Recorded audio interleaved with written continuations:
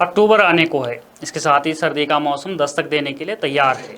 जहां अन्य राज्य के लोग सर्दियों की राह ताक रहे हैं, दिल्ली के लोगों ने हर वर्ष की तरह इस वर्ष भी पॉल्यूशन की कल्पना करनी शुरू कर दी है। इस वर्ष पॉल्यूशन कैसा होगा, बताकर आएगा या सीधे बिना बताए ही आ धमकेगा? कितना धुआं होगा? इस बार स्मोक दिवाली के पटाखों पर चढ़कर आएगा कि पंजाब की पराली पर? नए स्मोक टावर लगाए जाएंगे या फिर ऑडी 1 से काम चल जाएगा? केजरीवाल इस बार भी इसे पूरी तरह से खत्म कर देने का वादा करेंगे? कहीं ऐसा तो नहीं होगा कि इस बार वादा करते समय उन्हें लाज आ जाएगी?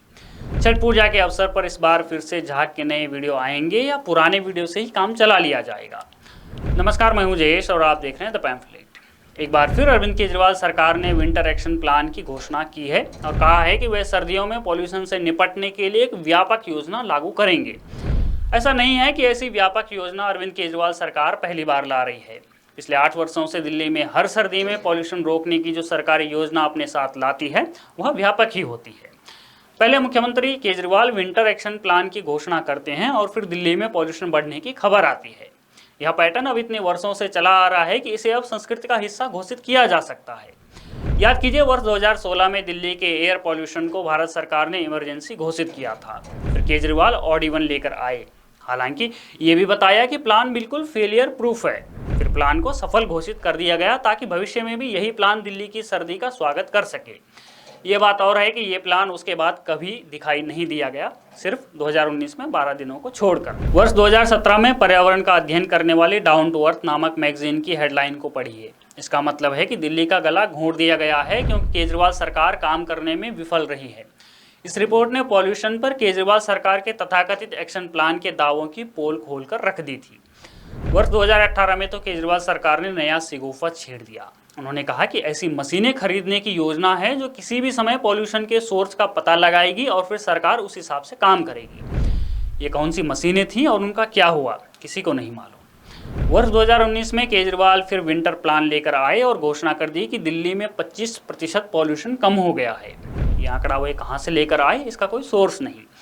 वर्ष 2021 में केजरीवाल 10 बिंदुओं के विंटर एक्शन प्लान के साथ लौटे और इस बार उन्होंने पॉल्यूशन के लिए पराली को जिम्मेदार ठहराना शुरू कर दिया और कहा कि पड़ोसी राज्यों के कारण दिल्ली का पॉल्यूशन बढ़ रहा है।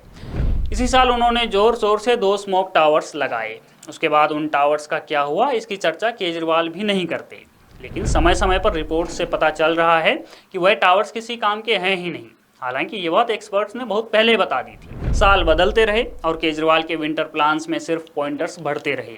2022 में तो केजरीवाल ने पॉल्यूशन रोकने के लिए दिवाली पर ही अघोषित प्रतिबंध लगा दिया था। पहले केजरीवाल कई बहानों के जरिए बचने का प्रयास करते थे, जैसे एमसीडी में भाजपा की सरकार है, पंजाब में कांग्रेस की सरकार है, इसलिए किसानों के पराली जलाने पर रोक नहीं है।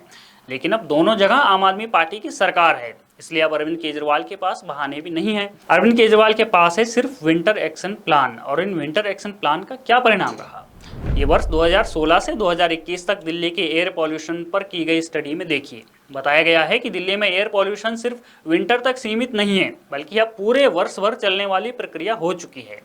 इन 6 वर्षों में दिल्ली वासियों को मात्र 1% ही अच्छी हवा मिली, और वो भी बरसात के दिनों में।